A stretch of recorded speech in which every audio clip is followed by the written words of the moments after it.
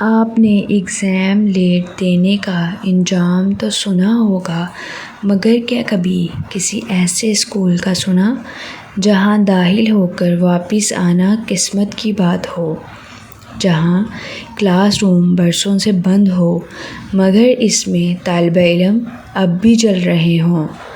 ایک entry test, ایک بند حال اور ایک وقت 10:30 جو کبھی آگے نہیں بڑھتا۔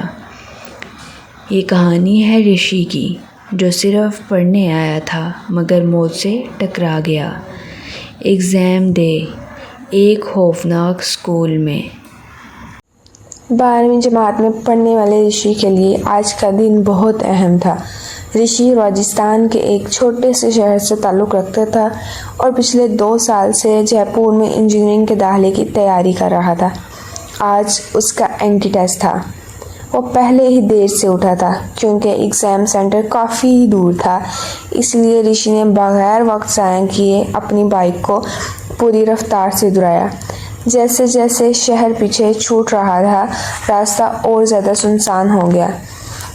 رشی کی نظر جب ایگزام سینٹر کی بلڈنگ پر پڑی، اس کی دل کی دھڑکنیں تیز ہو گئی۔ اس نے گھڑی دیکھی تو ایگزام شروع ہوئے 5 منٹ گزر چکے تھے۔ اس نے فوراً اسکول کے باہر بائک روکی اور گارڈ سے اندر جانے کی اجازت مانگی۔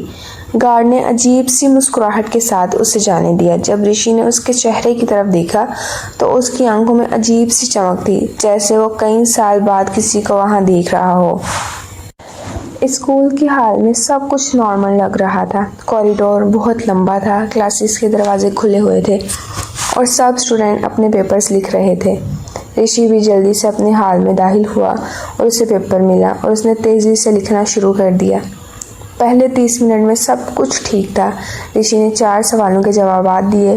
اس نے گھڑی کی طرف دیکھا، وقت 10:35 ہو چکا تھا۔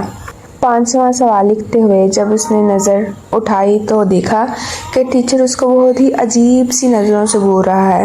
رشی نے توجہ نہ دی اور دوبارہ لکھنے لگا، لیکن جب اس نے پیپر دیکھا تو 5واں جواب غائب تھا، صرف 4تھا جواب موجود تھا۔ حیرانی کی بات یہ تھی کہ گھڑی اب بھی 10:35 ہی دکھا رہی تھی۔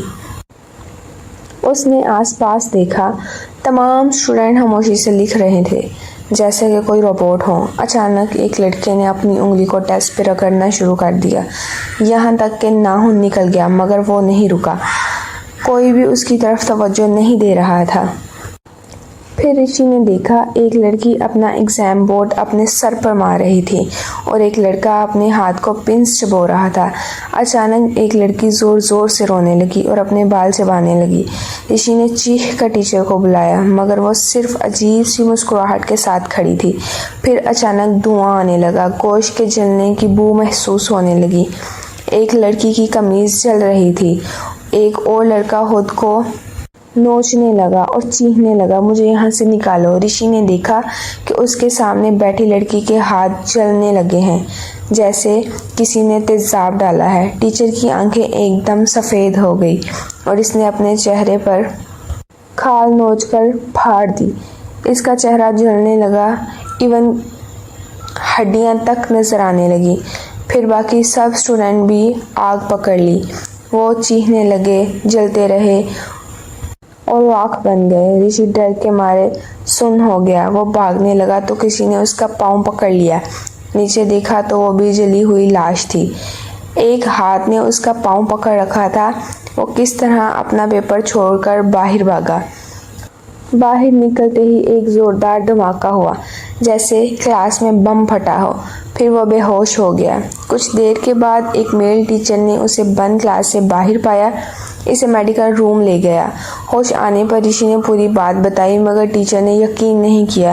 اس نے کہا، تم اس کلاس میں گئے ہی نہیں، وہ روم تو برسوں سے بند ہے۔ رشی نے خود جا کر دیکھا، واقعی اس پر تالا لگا ہوا تھا۔ وہ پریشان ہو کر باہر نکل رہا تھا کہ گارڈ نے اسے روک کر ایک خوفناک حقیقت بتائی۔